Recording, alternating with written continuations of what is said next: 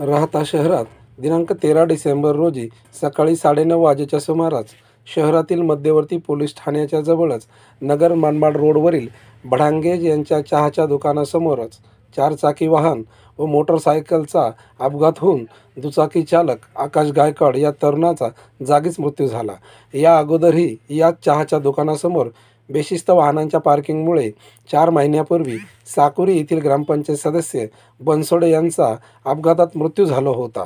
याबाबत आज राहता शहरातील तसेच साकुरी येथील नागरिक व सामाजिक कार्यकर्ते सुभाष इधाटे, धनंजय निकाळे यांनी राहता पोलीस ठाण्यात जाऊन निवेदन दिले। जर 8 दिवसात नगरपालिका प्रशासन व पोलीस स्टेशन यांनी अतिक्रमण काढून रस्ता मोकळा न केल्यास तीव्र आंदोलन छेडले जाईल, असाही इशारा सुभाष इधाटे यांनी दिला आहे। NS न्यूज करता अनिल सोमवंशीसह नवनाथ पाटील सदाफळ राहता। ठिकाणी आज अत्यंत दुर्दैवी घटना घडलेली आहे। ते वारंवार घडत राहते। तिथं कायम स्वरूपी तिथं ट्रॅफिक होते, तिथं चालायला रस्ता राहत नाही, गाड्या वगैरे वागत राहतात, रोडवर गाड्या लागत राहतात, त्यांच्यावर गुन्हे दाखल होत नाही। नेमकी याचं कारण काय? शासनाने याची काळजी घेतली पाहिजे।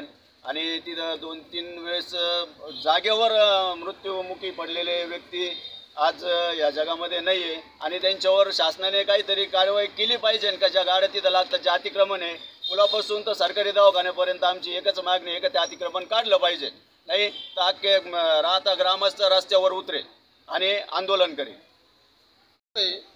जो राहता शहरामधला जो सरकारी हॉस्पिटल तर ते आपल्या पुलापर्यंत जो ब्रिज आहे आपला नदीचा तिथपर्यंत कोपरगाव नाक्यापर्यंत जेवढी ट्रॅफिक जाम असते, जेवढे शॉप्स वगैरे, तिथं माझं एकच सांगणं आहे का जास्त करून जे भाडंगेचं टी शॉप आहे तिथे जे गाड्या पार्किंग करतात टू व्हीलरचे, तिथं ती अजिबात म्हणजे बेशिस्तपणे वापर चाललेला आहे।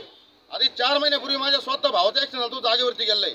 तिथं गाडी घालताना कशी गाडी घालू हे समजत नाही, गाडी जास्त रोडवर असली।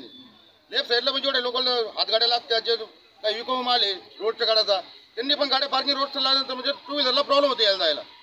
आणि हे जर तुम्ही थांबवलं नाही, आम्ही प्रशासनाला एवढी विनंती करतो का त्यांनी तुम्हाला पत्र देऊन वगैरे त्यांच्या दाखल घेऊन त्याची चांगली व्यवस्था पूर्णपणे पार्किंग व्यवस्था केली पाहिजे। रस्त्याला गाडी जर लागल्या तुम्ही त्याच्यावर नो पार्किंगची केस टाका, गुन्हे दाखल करा। हे तुम्ही व्यवस्थित तुमच्यापणे शासनाच्या पद्धतीने झालं पाहिजे।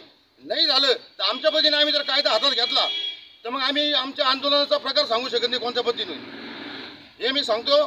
तुम्ही व्यवस्थित ते मार्गे काम करून द्या। वाईट घटना घडलेली आहे।